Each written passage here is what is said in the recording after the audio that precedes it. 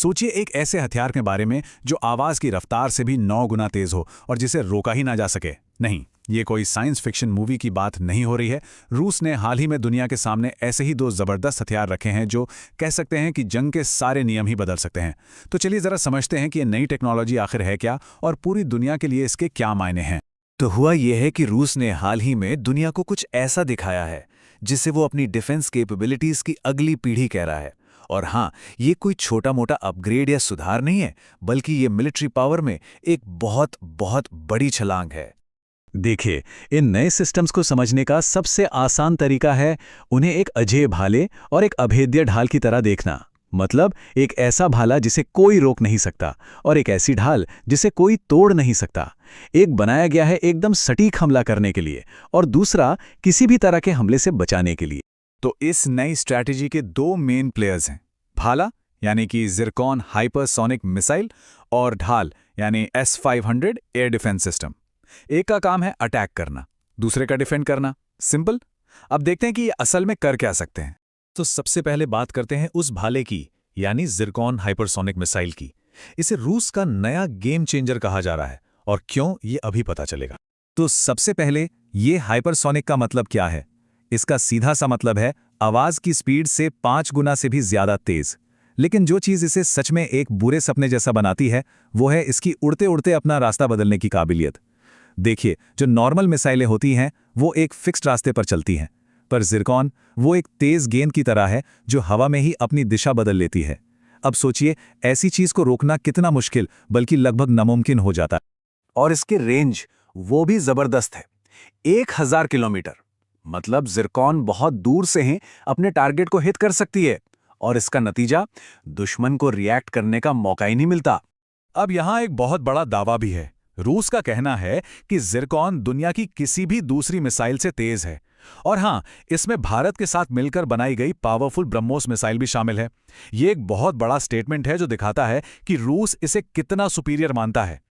और तो और खुद रूस के राष्ट्रपति व्लादिमीर पुतिन ने इसे सिर्फ एक शब्द में डिस्क्राइब किया है, अजेय, मतलब जिसे हराया ना जा सके। और ये सिर्फ कहने की बात नहीं है, ये इस बात का साफ साफ इशारा है कि उन्हें यकीन है कि उन्होंने एक ऐसा हथियार बना लिया है जिससे आज का कोई भी डिफेंस सिस्टम रोक ही नहीं सकता।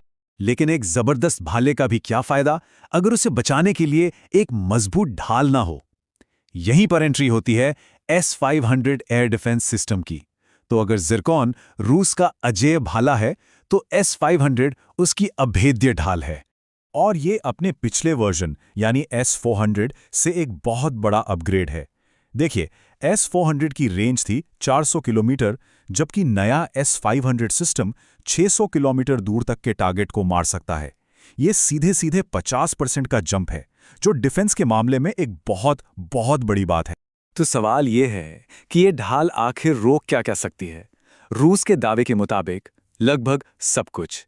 F-35 जैसे सबसे एडवांस्ड स्टेल्थ फाइटर जेट्स, जिन्हें रडार से बचने के लिए बनाया गया है, ज़िरकॉन जैसी हाइपरसोनिक मिसाइलें, और यहाँ तक कि स्पेस में लो ऑर्बिट सैटेलाइट्स को भी। मतलब ये एक ऐसा रक्षा कवच है जो हवा से आने वाले किसी भी खतरे से बचा सकता है। अब जाहिर सी बात है, जब इतनी पावरफुल नई टेक्नोलॉजी सामने आती है तो पूरी दुनिया में हलचल तो मचती ही है।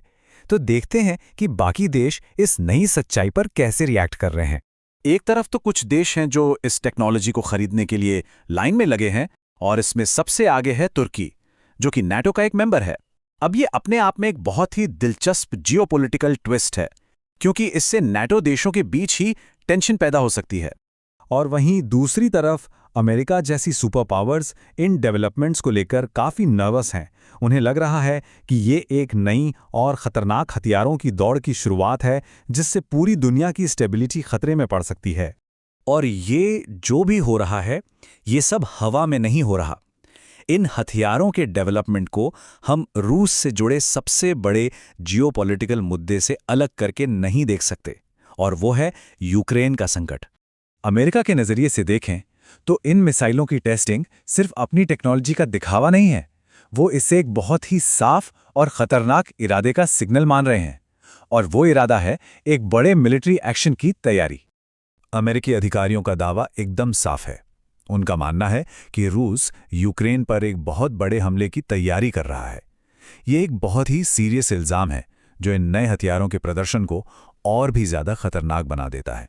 तो आखिर में सबसे बड़ा सवाल यही है, क्या ये नया भाला और ढाल का कॉम्बिनेशन रूस को यूक्रेन में मिलिट्री बैलेंस को पूरी तरह से अपने हक में करने की ताकत देगा? ये एक ऐसा सवाल है जिसका जवाब सिर्फ यूक्रेन का नहीं बल्कि पूरे यूरोप की सुरक्षा का भविष्य तय कर सकता है, और पूरी दुनिया सांस रोके देख रही है।